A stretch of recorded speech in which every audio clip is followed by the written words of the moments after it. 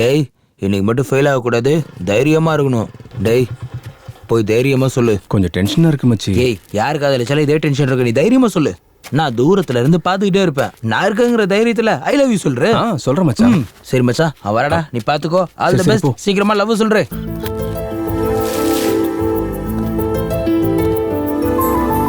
Hello Hema, ஒரு நிமிஷம் உங்ககிட்ட கொஞ்சம் பேசணும்.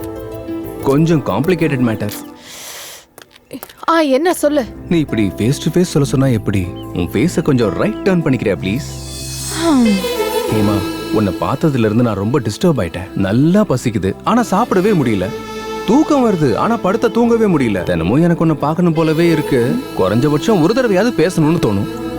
ஆனா பார்த்ததுக்கு அப்புறம் எனக்கு உள்ள ஒரு மாதிரியாவே இருக்கும். என்னடா இதுன்னு என் ஃப்ரெண்டு கிட்ட கேட்டா அதுக்கு பேர் தான் காதல்னு சொல்றான். எவ அவன்? அதோ அங்க இருக்கானே மோகன், அவன்தான். இங்க வர கொத்து விட்டானே.